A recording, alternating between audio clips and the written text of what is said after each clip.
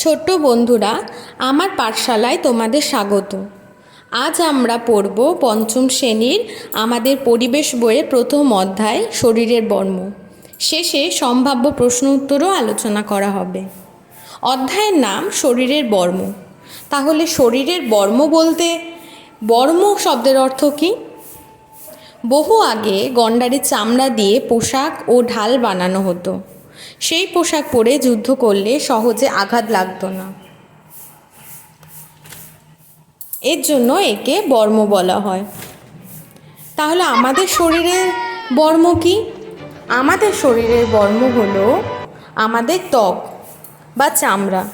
কারণ ত্বক বা চামড়ার নিচে অনেক কিছু থাকে, মাংসপেশি, নার্ভ, শিরা, ধমনী, এগুলোকে রক্ষা করে চামড়া বা ত্বক। এছাড়া সূর্যের অদৃশ্য অতিবেগুনি রশ্মি থেকেও আমাদের চামড়া বাঁচায়। এই চামড়া বা ত্বক দিয়ে জুতো, ব্যাগ, বেল্ট তৈরি করা হয়। বহু আগে পোশাকও তৈরি করা হতো এবং চামড়ার ব্যাগ দিয়ে জল বয়ে নিয়ে যাওয়ার জিনিসও তৈরি করা হতো। তাহলে প্রশ্ন হলো, চামড়ার এত ব্যবহার কমে গেল কেন? কেন এত চামড়ার বিকল্প বার হয়ে গেল? আসলে মানুষ একসময় বুঝতে পারে চামড়ার ব্যবহারের ফলে বিপদ হতে পারে।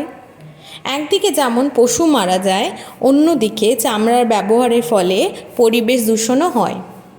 চামড়ার কারখানার নোংরা পড়ে জলদূষণ হয়, তেমনি হাওয়ায় দুর্গন্ধ, বায়ু দূষণও হয়। এই থেকে আস্তে আস্তে চামড়ার ব্যবহার কমতে থাকে। এই ছিল আজকের আলোচ্য বিষয়, যা আমরা খুব সহজে অ্যানিমেটের সাহায্যে বুঝে নিলাম। এরকম আরও ভিডিও দেখতে বাংলার পাঠশালা চ্যানেলের পাশে থাকুন এবং সাবস্ক্রাইব করুন। শেষে সম্ভাব্য প্রশ্ন উত্তর স্ক্রিনে দেওয়া রইল। ধন্যবাদ।